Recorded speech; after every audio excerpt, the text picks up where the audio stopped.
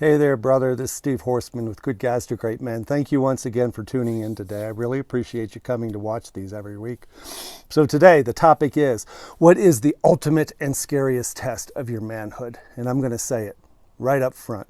It is vulnerability. There's that big V word, vulnerability. You see it on Instagram and Facebook posts. Brene Brown and Oprah, everyone's talking about vulnerability. It's such a strength, it's not your weakness. You need to be open-hearted, express your feelings, vulnerability. So I'm going to give you something different on this video. Yes, vulnerability is important. Being open-hearted, being authentic, being present, being emotionally honest is very important. But your vulnerability is not a strength when you use it in the wrong ways.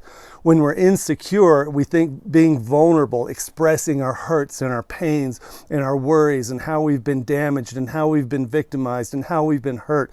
Overly expressing your feelings and your desires, especially in the context of your romantic, sexual, married relationship, can be disastrous.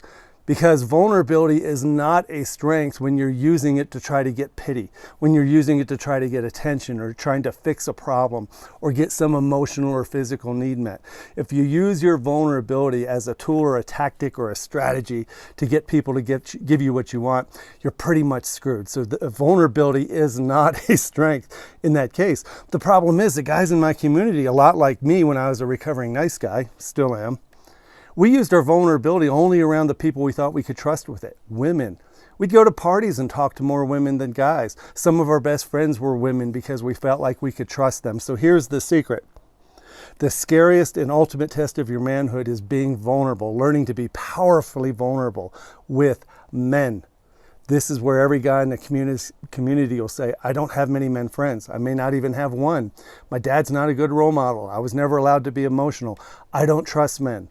And me too. I used to go to parties and talk about hunting and motorcycles, camping, guns, football, right? I'd get bored and I'd go talk to the women because I thought they were smarter and I could trust them. And they liked how sensitive I was and all that because I used vulnerability to get attention. I've never used to have men I could trust with my honest feelings about what it means to be a man, to be rejected in the bedroom, to be on the brink of divorce, to fear you might lose your job. And what about money and providing for your family? It wasn't until a few years back in around my 50th birthday, about 9 years ago, where I started to see that having powerful, wise, strong, big-hearted, empathetic men in your life was critically important, which is why I created the Good Guys to Great Men community. Hundreds of men around the world are tied in tight to this community. There's probably somebody in my group living right next door to you or in the town next to you. And this is my invitation.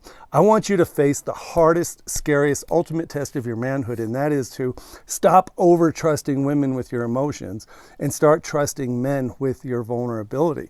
This is where you start to see yourself through the eyes of other men. This is where you start to change yourself in ways that you want to without trying to please other people or fix your wife or your marriage. The problem with being overly vulnerable in your marriage, once again, is that it comes across as needy. It can come across as too much pressure. You may think it's honest and open, but it comes across as pressuring and manipulative. And this is why I want you to just stop being overly vulnerable in the places where it doesn't work for you. And find a tribe of men. I'm offering you mine to get connected with. Go to goodguystogreatmen.com. Look at the roundtable. Look at the Diffusing the Divorce Bomb online course. Or just send me an email and apply for a conversation. We talk to guys all day, every day. And we get vulnerable. And believe me, I can't tell you how many times I've ended up crying with somebody on the phone. This stuff is serious. And if you haven't cried in front of another man in a long time, I'm telling you, brother, it is the most liberating thing in the world to finally find somebody you can trust with your emotions, somebody who can see you for who you are and support and encourage you in your journey. So please join us. Get off the couch. Let's do something this weekend. Thanks for listening. We'll see you later. Bye-bye.